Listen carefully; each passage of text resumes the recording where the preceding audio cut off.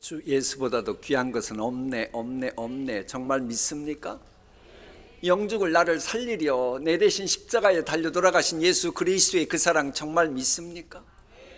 진짜 믿습니까? 여러분에게 고민이 무엇입니까? 무엇인가를 생각하면 머리를 찌끈찌끈하게 만드는 그게 무엇입니까? 내가 정말로 날 위해 영원한 독생자까지 버리신 전능자 성자 하나님이 날 위해 대신 죽어주실 정도로 사랑하신 그 사랑 믿는다고 하면서도 여전히 이런저런 고민 속에서 벗어나지 못하고 있다면 정말 예수 그리스도 믿는 겁니까? 예수 그리스도 제대로 믿는다면, 내가 정말로 예수 그리스도 내 마음속에 품으셨다면, 내가 품으신 예수 그리스도께서는 여러분처럼 고민하고 계실까요? 여러분처럼 근심, 걱정, 두려움의 노예로 살아가는 것을 당연시 여길까요? 다시 묻습니다. 날 위해 돌아가신 예수 그리스도 믿습니까? 그분의 사랑도 확신합니까? 아는 만큼 자유할 수 있습니다. 내 마음방에 촛불만큼만 빛이 있으면 그 정도만 어둠을 물리칩니다. 내 마음방에 태양과 같은 빛이 있다면 온갖 어둠을 물리칠 겁니다. 빛 대신 예수 그리스도, 내가 아는 만큼 믿는 만큼 고민이 사라지고 참된 자유를 누릴 수 있게 하는 것입니다. 오늘 봉독한 본문은 그렇습니다. 예수님께서 중풍이라고 하는 질병의 포로가 된 심령에게 자유를 주시는 내용인데요, 우리 예수님의 사명 선언문 잠시 볼까요? 주의 성령이 내게 임하셨으니 이는 포로된 자에게 자유를, 눈먼 자에게 다시 보게 함을 전파하며 눌린 자를 자유롭게 하고 주의 은혜의 해를 전파하게 하려 하심이라. 분명 날 위해서 영원한 그 영광 보좌까지 버리시고 이 땅에 오셔서 고난당하신 예수 그리스도께서는 나를 지금 옥죄어오고 있는 그게 무엇이든지 간에 자유를 주시고, 도대체가 앞을 바라보지 못하는 영안이 어두워진 심령이 다시 환하게 하고 우리에게 은혜의 해를 전파하게 하시려고 오셨는데, 정말 예수 그리스도 믿습니까? 내 마음속에 믿는다면 그 예수 그리스도 믿는 믿음을 내 삶 속에 적용해가는 기간이 사순절의 경건훈련 기간인 것입니다. 주님은 우리에게 자유를 주시기 위해서 하늘 영광 보좌 버리시고 세상에 오셨는데, 이 자유는 포로에게 필요합니다. 내가 무엇인가에 눌려 있는 게 있습니다. 혹은 두려움 때문에 눌려 있는 게 있습니다. 그런 심령에게 자유가 필요합니다.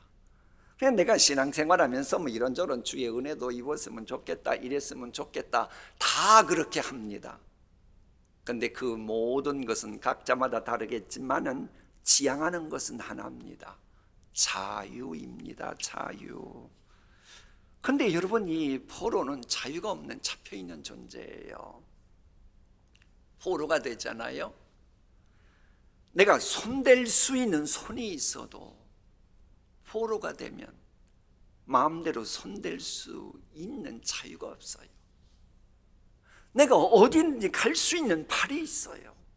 그래서 포로면 팔에 자유가 없어서 가고 싶은데 못 갑니다. 내가 무엇인가 얼마든지 하고 싶으면 할 수 있는 입이 있어요. 입이 있어도 포로라고 하면 하고 싶은 말 다 할 수가 없어요. 입에 자유가 없기 때문에 그러는 것입니다.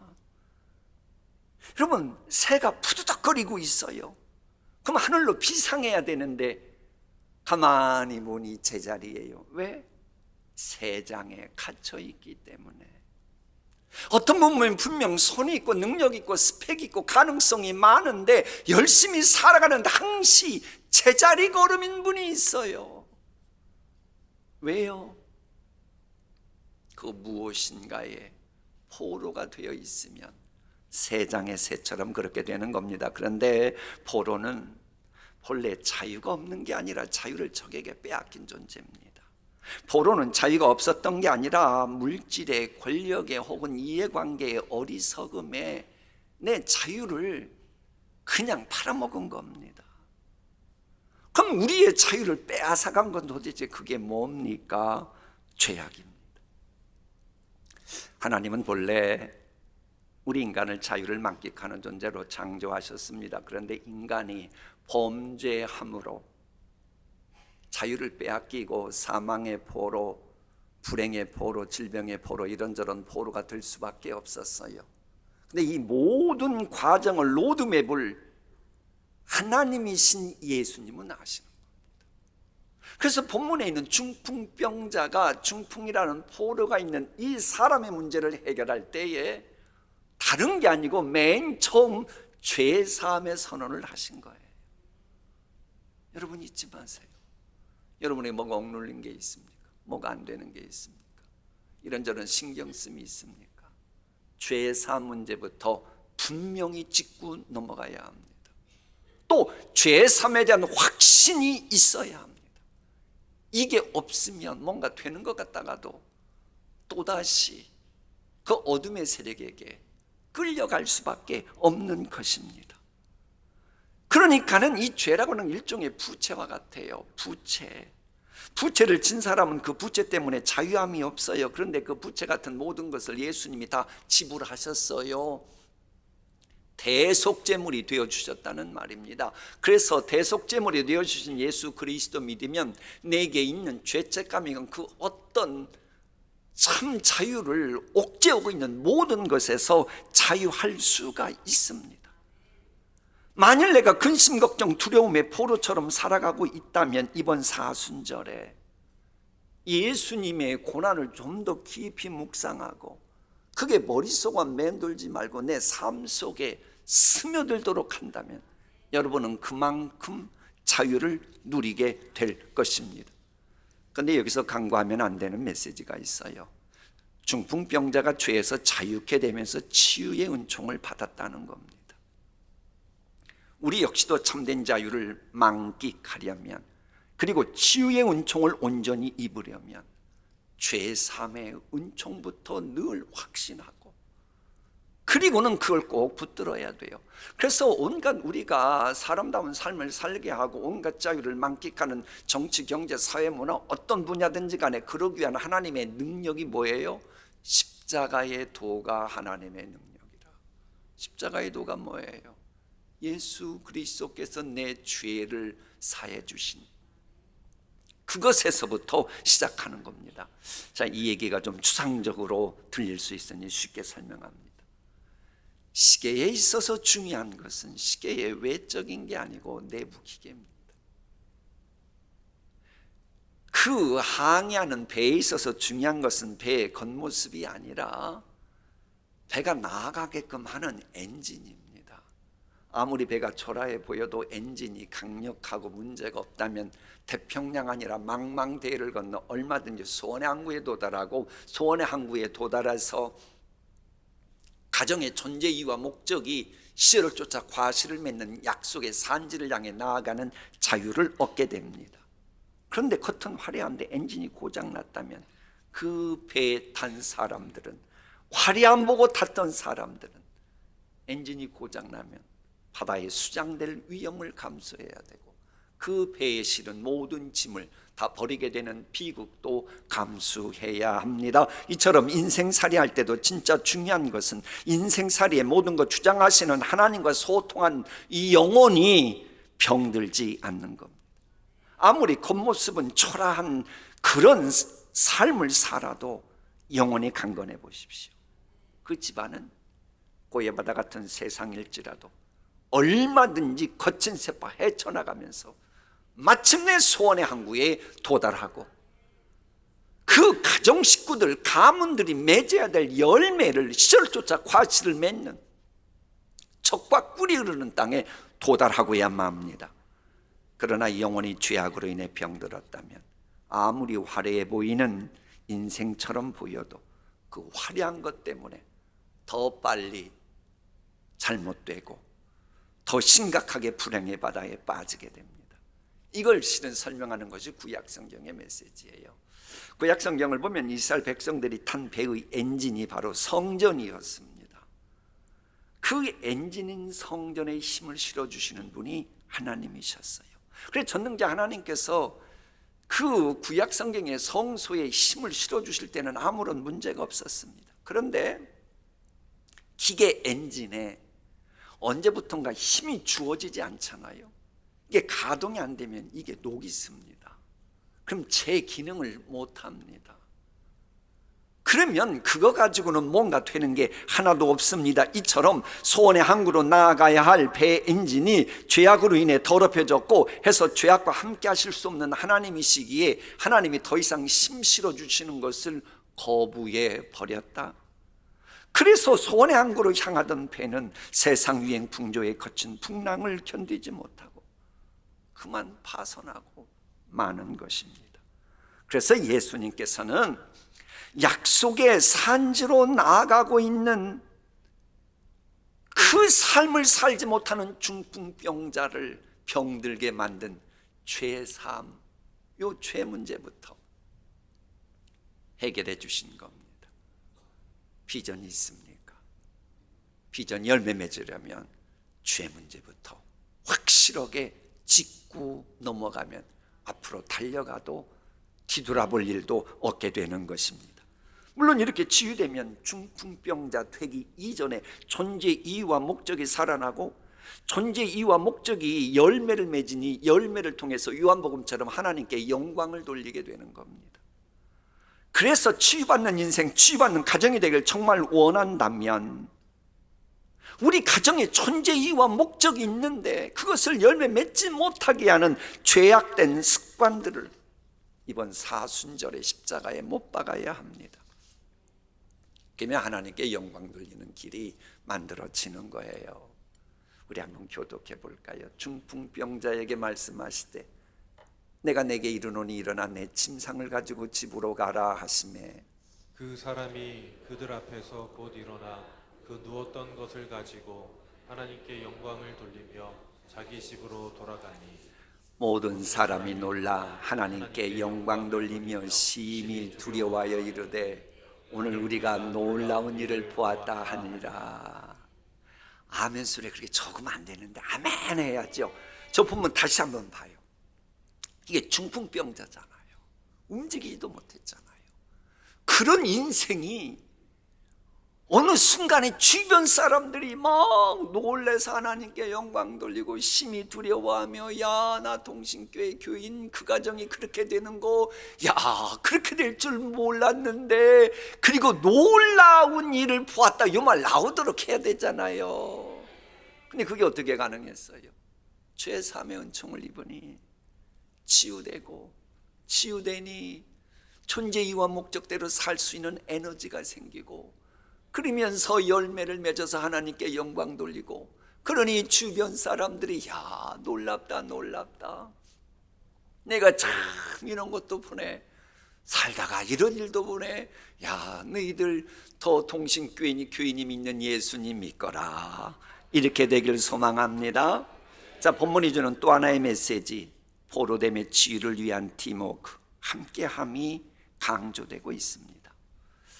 우리가 하나님께 영광 돌리며 주변 사람들이 야 나 그 일 진짜 처음 봤다 놀랍다 이 일은 혼자 되지 않습니다. 도와주는 사람이 있어야 돼요. 어떻게 중풍병자가 혼자 자기 힘으로 이 놀라운 일을 이렇게 만들어냅니까? 혼자 한 게 아니고 도와주는 사람들이 있으니 예수님께 갖고 치유받은 거예요. 아니 응급 환자가 어떻게 병원에 가서 낫습니까? 혼자 어떻게 가요? 구급대가 있고 거기 가서 도와주는 사람이 있으니 가능해지죠. 아니 신앙생활하면서 우리도 넘어지고 그럴 때 있지. 어떻게 자기 혼자 예수님께 나아갑니까? 이미 어둠의 세력에 넘어져서 KO 당했는데 어떻게 일어나가요? 그럴 때 누군가가 도와주면 예수님께 나아가면 그런 쓰러진 인생도 꼬꾸라진 인생도 다시 하나님께 영광 돌리고 주목받는 인생이 되는 겁니다. 그래서 본문이 그 얘기잖아요. 한 중풍병자를 사람들이 사람들이 침상에 메고 와서 예수 앞에 들여놓고자 하였으나, 이 중풍병자 사랑한 사람들은 이 장애물 때문에 목적 달성하는 게 어려워져요. 그러나 지난주 얘기했죠. 정말로 예수님 사랑하면 복음에 미쳐야 돼요. 올인해야 돼요. 그러니까는 이거 봐라, 내가 믿음으로 왔는데 이게 장애물이 있네, 에이 오늘 포기, 그러지 않고 침상을 메고 저 지붕까지 올라가잖아요. 이 아멘 해야 되는데, 여러분 주변에서 안 된다 그래도 하나님이 주신 말씀 분명하면 길을 만들어서라도 올라가야지요. 그냥 올라가잖아요. 침상 메고 저 지붕에 올라갔다, 이거 미친 거 아닙니까? 그래도 믿음이 있으니 그렇게 하는 거예요. 그러면서 놀라운 역사가 일어나게 된 겁니다. 수십 번 이상 들으셨을 본문이잖아요. 그래서 이제는 여쭙게요.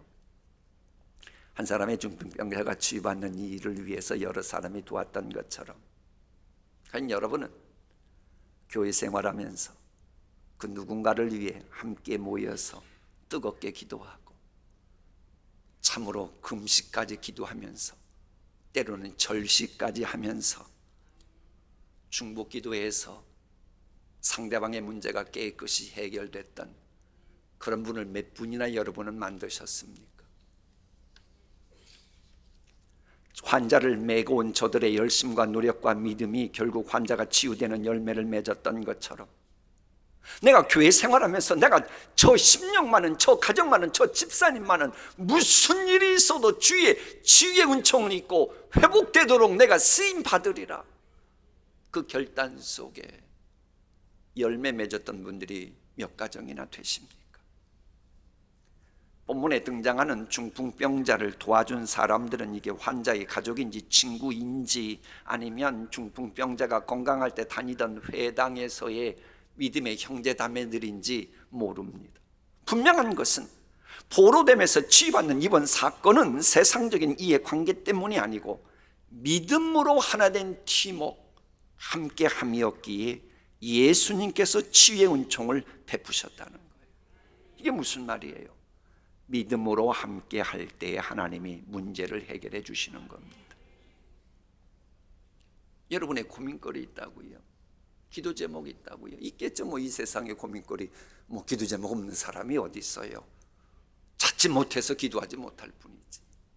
그런데 본문은 그걸 강조하는 거예요.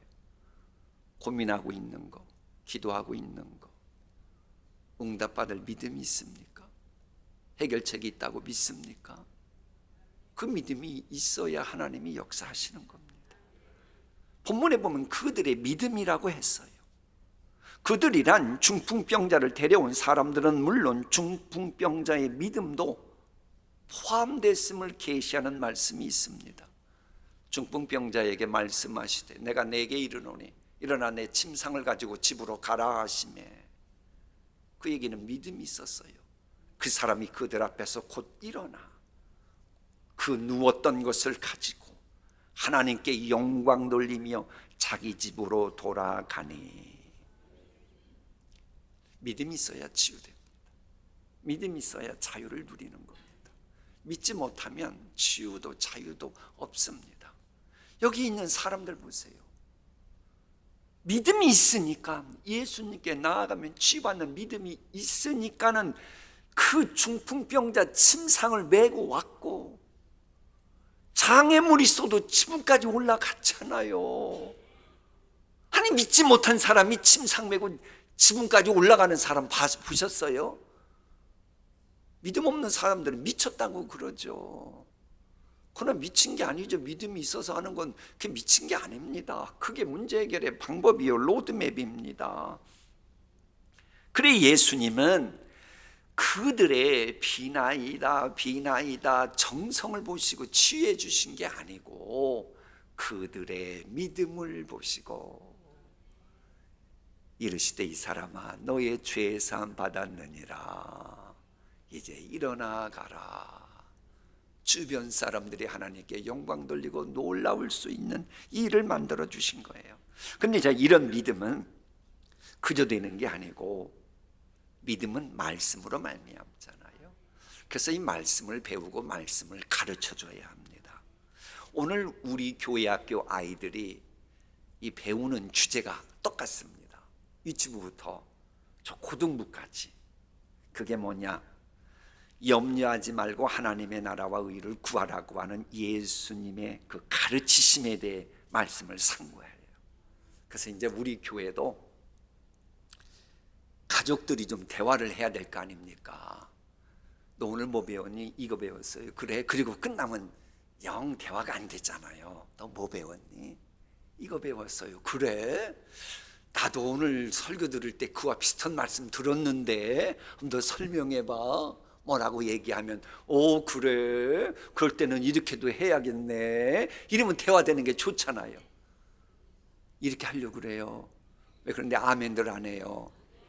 이제 여러분이 손주들하고 자녀들하고 얘기해도 얼마든지 신앙 얘기 계속 이어가도록 원포인트로 이제 어른부터 아이들까지 다 이렇게 연결시킬 거예요. 그래도 신나게 아멘 해야 되는데 관두어요, 관두어. 어쨌거나 이제 오늘 말씀해 보면 염려로부터 자유하는 비결에 관한 거예요.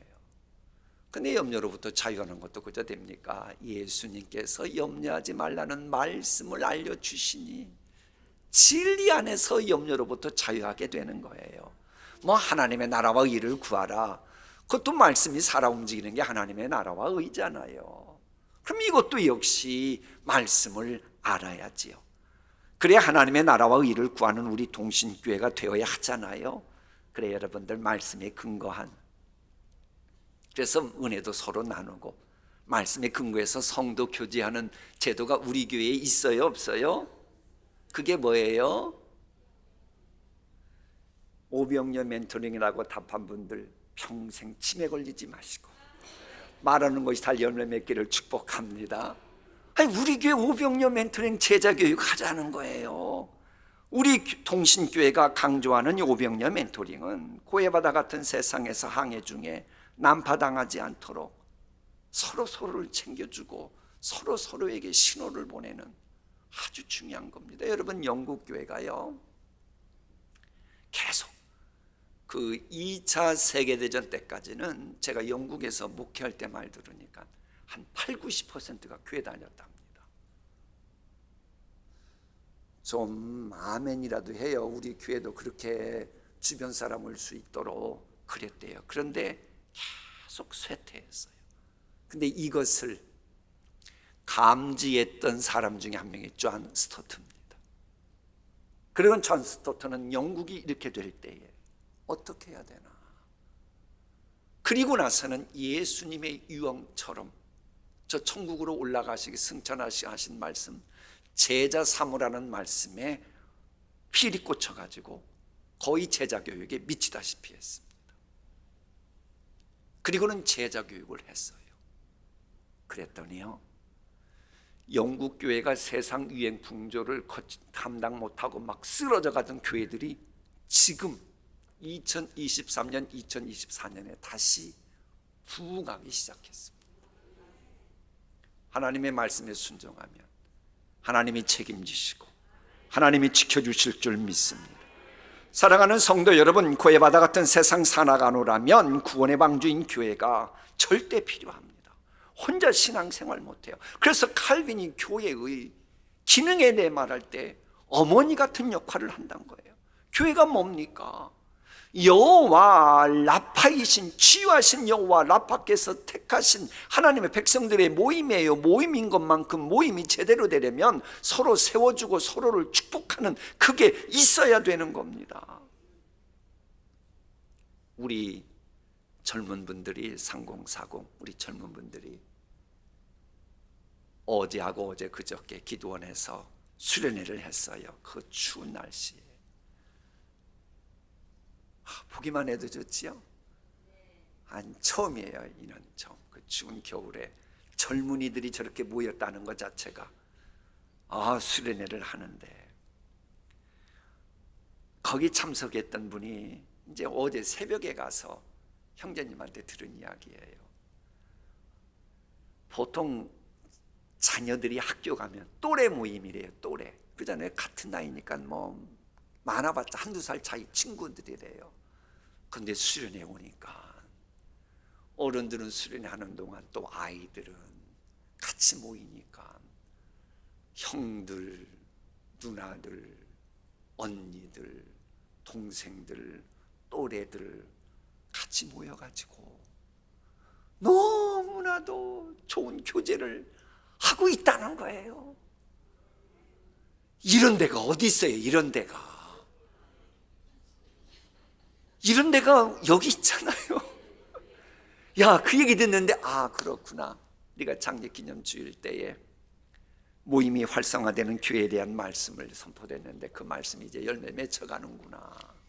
그럼 여러분 또래들하고 어울리던 애들하고 이렇게 몇 살 나이 차이를 막 극복하고 인간관계 하는 애들하고 세상 나가서 레벨이 다릅니다. 아, 이거는 레벨이 다른 거예요. 근데 이게 다가 아니에요. 이번 수련회 모임을 가지면서 추운 겨울이고 그러다 보니까 서울서도 영하 7도였으니까 우리 기도원은 2, 3도 낮으니까 영하 10도 정도 9도 됐을 거 아니에요. 근데 그러면서 이제 이것저것 프로그램을 짰는데 하나님이 기대하지도 않았던 요모조모 길을 열어주셔가지고 얼마나 풍성했는지 별로 좋아하지도 않고 좀 같이 웃어요. 너무 좋다고. 그럼 이게 뭐예요? 영적으로 그런 겁니다. 체험적인 신앙인인 겁니다. 체험적인 신앙인이 되면 3040 그 세대들 두고 보세요. 어떤 난관이 와도 넘어지지 않습니다. 왜? 체험이 있으니 담에색 도상에 바울처럼 다시 박차고 비상하는 것입니다. 그런데 아직도 다가 아니에요. 지금 영국의 BBC를 비롯한 외국 언론들은 대한민국의 출산 저조한 걸 가지고 막 문제 삼고 있어요. 사실 우리나라도 작년 분기는 분기당 가정당 아이가 0.6명대 정도, 뭐 평균 내면 0.7명대가 지금 줄어들고 있는 현실이에요. 그런데 우리 교회는 가정당 아이가 1.6명. 할렐루야. 그 선진국 수준입니다. 선진국. 근데 저것을 또 3040 그 세대들이 연구해서 또 이게 벌써 이야기를 해주더라고요. 아, 그거 보면서 그런 것 자체도 감사할 뿐더러 아, 다른 교회는 몰라도 우리 교회는 소망이 있구나 하면서 얼마나 좋은지요. 할렐루야. 그래 사랑하는 성도 여러분, 구역 모임을 비롯해서 교회 모임이 활성화되도록 좀 충성하시길 권합니다. 그리고 오늘부터 시작되는 한생명 초청단체에도 동참하시길 바랍니다. 이 얘기 나오니까 고개 숙이는 분 계신데 아예 좀 전도 못하면 기도라도 하면 되지 왜 고개는 왜 숙여요? 해야 돼요. 어쨌거나 주님의 몸된 교회를 위해서 그 정도는 해야지요. 우리 지난주 말씀 한번 볼까요? 주의 몸된 교회를 위해서 하나님의 말씀, 나는 이제 너희를 위하여 받는 괴로움을 기뻐하고 그리스도의 남은 고난을 그의 몸된 교회를 위하여 내 육체에 채우노라. 좀 날 위해 돌아가신 우리 예수님, 참 자유를 주시기 위해 고난당하신 예수님 정말 사랑한다면 좀 힘들고 어려워도 남은 고난 내 육체에 채우겠다, 그런 심정으로 오비영료 멘토링 좀 제자교육도 하고 서로 돌보고 그러면 안 될까요? 자, 마무리하겠습니다. 여러분, 지금이나 여러분 가정 혹은 여러분이 속한 부서는 무엇 때문에 총행무진하지 못하고 있습니까? 포로처럼 무엇인가의 영향을 받고 혹은 누군가의 눈치를 보아야 하는 포로 상태입니까? 그 참된 누리는 길은 다른 길 없습니다. 오직 하나, 진리로만 가능합니다. 진리가 너희를 자유케 하리라. 여러분, 본문에 이 치유받은 이 사람 아주 절망적이었잖아요. 본인 스스로도 할 수 있는 게 없었으니까. 그런데도 예수님 만나니까 하나님께 영광 돌리고 놀라웠다고 부러움의 대상이 되잖아요. 이게 뭘 말하는 겁니까? 여러분, 지금 여러분 대한민국 상황이 아무리 절망적이라고 해도 주일날 교회에 와서 주의 말씀을 들을 수 있는 사람은 소망이 있는 겁니다. 그래서 우리가 여호와를 알자, 힘써 여호와를 알자. 여호와를 아는 자에게는 하나님께서 새벽빛같이 어김없이 나타나셔서 도와주시고, 비와 같이 땅을 적시는 늦은 비와 같이 우리에게 은혜의 비 내려주셔서 우리가 뿌리는 거 열매 맺도록 해주시는 것입니다. 그래 여러분, 끝장났다. 그래도 여러분, 하나님도 너 끝장났어. 그래도 아직 끝이 아닙니다. 왜? 하나님은 끝장났다, 그게 마지막 단계가 아니에요. 아직 기회가 있는 거예요. 돌아오면 느느웨 성처럼. 자, 비상벨이 울리고 있어요. 그럼 끝난 겁니까? 아직은 기회가 있는 겁니다. 이미 모든 게 끝났으면 비상벨도 울리지 않는 거예요. 이걸 알아야 됩니다. 이 하나님이 어떤 분인가를 좀 제대로 알아야 주의 은혜의 비를 새벽 나타나신 같이 나타나는 그 은혜를 잊고 우리가 앞으로 나아갈 수 있는 것입니다. 그래, 우리 동신교회 교인들을 힘들게 하는 어둠의 세력들은 끝장나기를 소망합니다. 그러나 여러분은 이미 하나님께서 끝장났다 그래도 이 말씀 듣고 있으니 끝장난 게 아니니까 포기하지 말고 이 중풍병자처럼 예수님 만나세요. 예수님 만나면 하나님이 다시 죄사해 주시고 치유해 주시고 다시 앞으로 나갈 수 있는 에너지 주시고, 그래서 열매 맺고, 그래서 하나님께 영광 돌리고, 그래서 주변에서 칭송하는 그런 존재가 되는 것입니다. 이런 복이 우리 교회에 충만하기를 소망합니다. 기도하십니다.